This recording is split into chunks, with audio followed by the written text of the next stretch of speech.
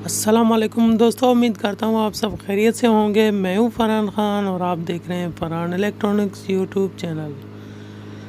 तो दोस्तों, जैसा कि आप देख रहे हैं, ये आईसी सिस्टम सर्किट है। ये मुझे किसी दोस्त ने व्हाट्सअप की थी पिक्चर, और इसके जो है कनेक्शन और लूप पूछे हैं, तो इसके किस तरीके से ट्रांसफार्मर वाइंडिंग होगी।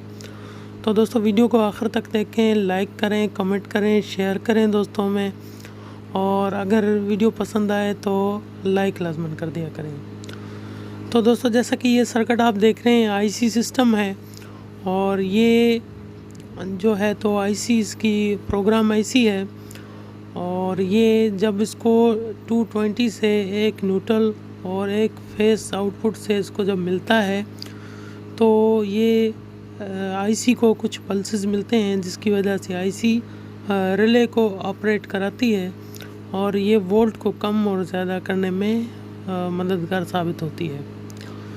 इसमें एक ही वीआर होता है, वरना आम हालात में अगर हम जो ट्रांजिस्टर सिस्टम सर्किट होती है उसमें अगर 5 रिले हैं तो 5 ही वीआर होंगे। हर रिले की अलग से सेटिंग करनी पड़ती है। लेकिन इसकी ये खूबी है कि ये एक ही वीआर से एक ही मर्तबा सेटिंग होगी, बाकी के जो भी रिले हैं वो खुद ब खुद ऑटो काम करेंगे।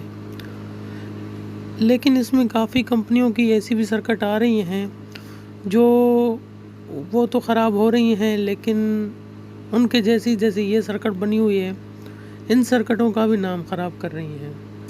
और काफ़ी सर्किटें ऐसी हैं लाहौर में बन रही हैं जो जल्दी ख़राब हो जाती हैं उनकी आईसी। उसमें जैसा कि इसमें प्रोग्राम आईसी के अलावा ट्रांजिस्टर लगाए गए हैं। ऐसे काफ़ी कंपनियों ने शुरुआत में आईसी लगाई थी जो कामयाब नहीं गई। 2003 आईसी लगाई थी, कामयाब नहीं गई। उसके बाद अभी उन लोगों ने भी देख कर अभी सर्किट में ट्रांजिस्टर लगाना शुरू कर दिए। तो अभी मैं आपको इसके बताता हूँ कि ट्रांसफार्मर का क्या फार्मूला है। और इसमें जो है ये 100 वोल्ट से काम करेगा। 1.5/3 का फार्मूला बता रहा हूँ। ये आप 19 नंबर तार ले लें या 20 नंबर तार ले लें, ठीक है। तो जैसा कि आप देख रहे हैं, ये फार्मूला लिखा हुआ है, और इसमें एक साइड से मैंने वोल्ट लिखे हुए हैं कि ये इतने इतने वोल्ट, जो सर्किट में वोल्ट लिखे होते हैं वही वोल्ट मैंने लिखे हुए हैं। दूसरे साइड से मैंने टनें लिखी हुई हैं कि हमें कितने वोल्ट के लिए कितनी टनें देनी हैं। तो पहला लूप जो है, उसके बाद दूसरा लूप, फिर तीसरा, फिर चौथा, फिर पांचवा और आखिरी। ये सारे 5 लूप जो है आप एक ही तार से लगाओगे, चाहे 19 नंबर तार लगाओ या 20 नंबर तार लगाओ। जब ये वाइंडिंग मुकम्मल होगी, इसके बाद आप पेपर चढ़ाएंगे इसके ऊपर। पेपर चढ़ाने के बाद फिर जो सर्किट को चलाने के लिए 13 या 14 वोल्ट की वाइंडिंग डाली जाती है, वो आप अलहदा से डालेंगे। उसके लिए आप 24 नंबर तार भी इस्तेमाल कर सकते हैं, 23 नंबर तार भी इस्तेमाल कर सकते हैं। जब वो टर्नें मुकम्मल हो जाएंगी तो आपने इसमें दोबारा पेपर चढ़ाना है। पेपर चढ़ाने के बाद ट्रांसफार्मर को फिट करना है। इसमें जो कोर वगैरह होगी वो मुकम्मल तौर पर अच्छे तरीके से इसकी कोर बिठानी है, क्योंकि बाज़ औक़ात ज़्यादातर मसले जो आते हैं वो सिर्फ़ कोर की ही वजह से आते हैं। अगर कि कोर सही तरीके से नहीं बैठेगी तो पहली बात यह है कि शोर करेगी और उसका मैग्नेट सही नहीं बनेगा, जिसकी वजह से काफ़ी मरतबा सर्किट को जला देगी।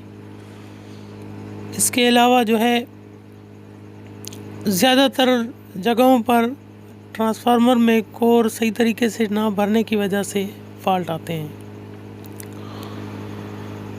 तो ये सर्किट है, इस पर बाकायदा वोल्ट भी लिखे हुए हैं, लेकिन मैंने इस वजह से इसके वोल्ट और टनें लिखी कि मेरे एक भाई हैं, उसने कहा कि 1.5/3 का इसका फार्मूला मुझे चाहिए। तो मैंने सोचा ये फार्मूला अगर मैं बना रहा हूँ तो उस भाई को भी काम आ जाएगा, और बहुत से दोस्तों के लिए ये फार्मूला काम देगा। क्योंकि बहुत से लोग आजकल शौकिया तौर पर भी ये आईसी सर्किट लगा रहे हैं। इनमें वही फॉल्ट मैंने बताया कि पहले आ रही थी 2003 नंबर आईसी जो आ रही थी वो ख़राब हो रही थी। वैसे तो इनकी कारकर्दगी जो है बेहतर है, लेकिन मैं एक मरतबा फिर दोबारा यही कहना चाहता हूँ कि इनके प्रोग्राम हर सर्किट के अलहदा होते हैं, जैसे कि आई टच वाले हो गए, ऐसे और भी काफ़ी कंपनियां हैं मैं लाहौर में। तो जब आईसी ख़राब हो जाती है तो बंदा पहले तो उसी बंदे को ढूंढता है जिससे उसने सर्किट ली थी, और आकर के वो अगला कहता है कि भाई अभी आईसी भी नहीं है, तो सर्किट मुकम्मल तौर पर नाकारा हो गई। तो बेहतरीन हल यही है कि आप वो सर्किट इस्तेमाल करें जिसकी आईसी आपको ऑलरेडी मार्केट में मिल जाए, जो LM324 नंबर आईसी है। इसकी सर्किट कोई भी आप इस्तेमाल कर लें। तो उम्मीद करता हूँ ये वीडियो आपको बहुत पसंद आई होगी। इंशाल्लाह नेक्स्ट वीडियो में आपके साथ फिर मिलेंगे।